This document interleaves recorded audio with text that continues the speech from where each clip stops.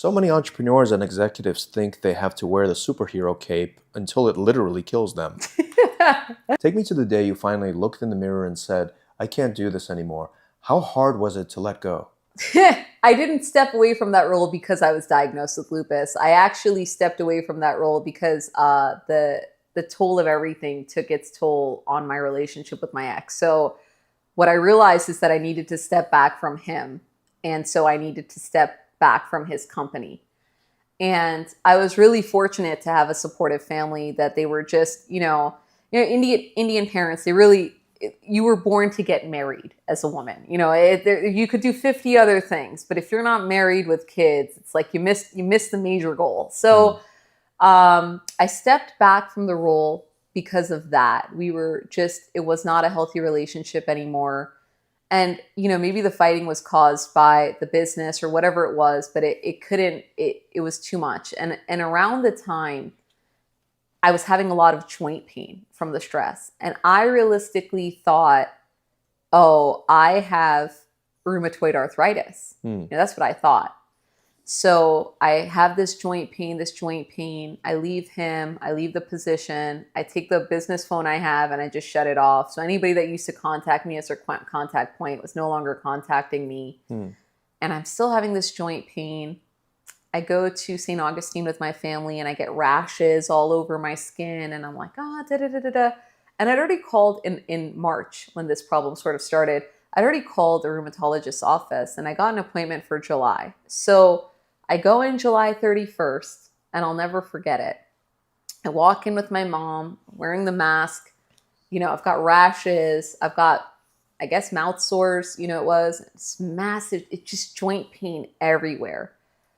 And this woman looks dead at me and she goes, I usually do blood work before I tell people this, but you have, and at the same time I said rheumatoid arthritis, she said lupus. Yeah. And I said, but lupus is known, the butterfly rash. All you read in articles is about this red rash that comes over people's nose.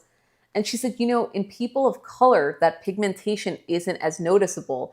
And I was such a textbook case that she asked to take pictures of me to include in textbooks for how lupus looks in people of color, because she could see so many cold, mouth sores and the rash that was there, and then the skin scars and all of that from exposure, because you're photosensitive. So the sun and exposure to the sun is basically causing these rashes. And I just sat there and I said, but nobody in either, my parents are each one of 8. Lupus, if it's happening, is happening to one of these 16 people, right? Yeah.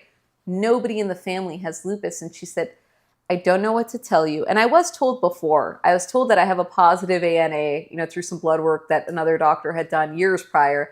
And she said to me, Dr. Hamilton said, people with a positive ANA don't always get lupus, but people who have lupus always have a positive ANA. So she said, what's an ANA? I actually don't know what it stands for. I'm blanking on it, but whatever it was. And so when Dr. Hopkins told me I had lupus, I said, oh, shoot, here we go. Yeah. And it wasn't like, I know I told somebody and they said, well, maybe vaccines or COVID or something. And I said, look, this was already detected in my blood work in 2017 prior to all of this. So this is just, and it could have been stress, Well, burnout. We really do try to play Superwoman. You're in this business, you can't practice the business that you're passionate about. So you can't practice real estate because I got 80% of my business through networking until date, 80%.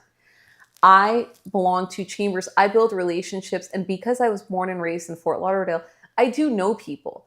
And I don't cards to the chest know people. What do you need? How can I help? And right.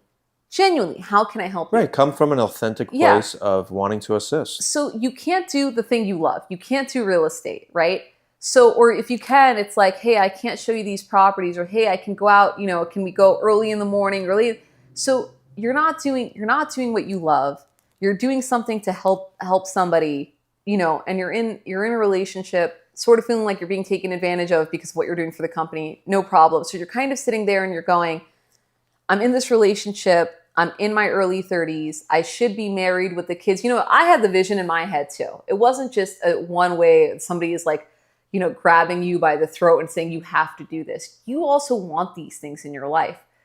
Just because you want them doesn't mean that the person that you're with at that time, you should force things with because there's a pandemic and it feels like the world is about to end. It's got to be, right? Yeah. And right, you had a sort of a trifecta when you were involved with that business because you have the emotional side, the emotional sort, and then the business and COVID was under that emotional climate, that emotional umbrella. So, you know, you were navigating. He was the first guy to meet my entire family. So for everybody from my grandmother to my uncle, this guy met everybody. And is it because they live in India or do they live in America? The family he met was all here. I have family in Fort Lauderdale. It's just that when I was a kid, I was always told, listen, you don't bring anybody home unless you're serious. Yeah. And things were just fast tracked because it was COVID, because I could no longer lie and say something like, well, I'm going to go grab coffee with a friend. Right. There's no coffee anywhere. There's no coffee no anymore. Grabbing coffee. And you need to make sure that the person is vaxxed and no symptoms, because especially if you're meeting my 86-year-old grandmother, you know, you're making sure. So now it's like, can I bring a friend over? You know, so all of these things that wouldn't have happened in a normal scenario, you know, maybe it would have ended sooner, is now like, well, it's COVID. And if I want to spend time with somebody, you're spending time with my entire family. So now you're meeting everybody. Yeah, and so it was quite complex. Then. It was complex. It's a very complex situation. If you enjoyed this video and want to watch more just like it, click right here. And if you want to watch the entire episode, click right here.